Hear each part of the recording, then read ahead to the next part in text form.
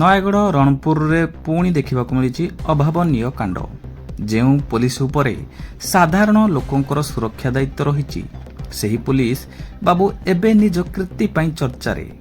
ନୟାଗଡ଼ ଜିଲ୍ଲା ରଣପୁର କୋର୍ଟରେ କାର୍ଯ୍ୟରତ ଏଏସ୍ଆଇ ପ୍ରଶାନ୍ତ ପରିଡ଼ାଙ୍କ ନାଁରେ ଆସିଛି ଏକ ସାଂଘାତିକ ଅଭିଯୋଗ।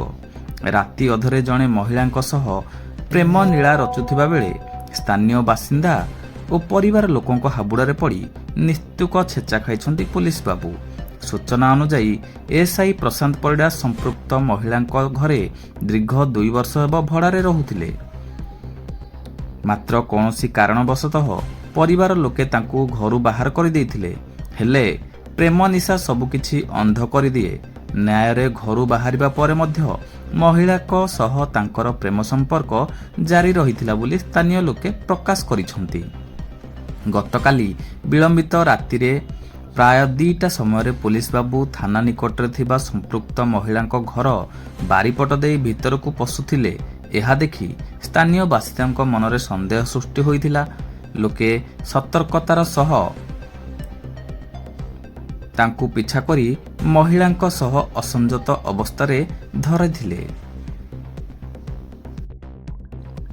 ଘଟଣା ସମ୍ପର୍କରେ ଜଣାପଡ଼ିବା ପରେ ମହିଳାଙ୍କ ପରିବାର ଲୋକ ଏବଂ ସ୍ଥାନୀୟ ବାସିନ୍ଦା ଉତ୍ତ୍ୟକ୍ତ ହୋଇ ପୋଲିସ ବାବୁଙ୍କୁ ସେଠାରେ ଅଟକ ରଖି ସହ ନିସ୍ତୁକ ମାଡ଼ ମାରିଥିଲେ। ପରିସ୍ଥିତି ବିଗିଡ଼ିବା ଦେଖି ପୋଲିସ ବାବୁ ସ୍ଥାନୀୟ ଲୋକଙ୍କ ଆଗରେ ହାତ ଯୋଡ଼ି ନିଜର ଭୁଲ ସ୍ୱୀକାର କରିଥିଲେ। ଆଉ କେବେ ବି ରାତିରେ ଏହି ସାହିକୁ ଆସିବି ନାହିଁ ବୋଲି କାନ ଧରି ଭୁଲ ମାଗିବା ପରେ ସ୍ଥାନୀୟ ଲୋକେ ତାଙ୍କୁ ଛାଡ଼ିଥିଲେ।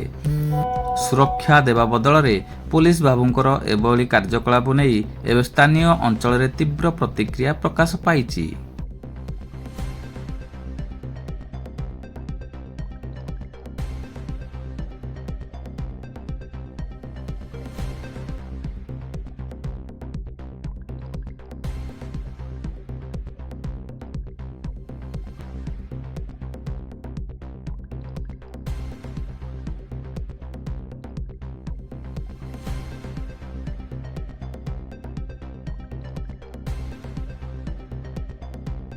ନୟାଗଡ଼ରୁ କ୍ୟାମେରା ପର୍ସନ ଦୈତାରୀ ନାୟକଙ୍କ ସହ reporter Kshirod Kumar Nayak, AK news Odisha.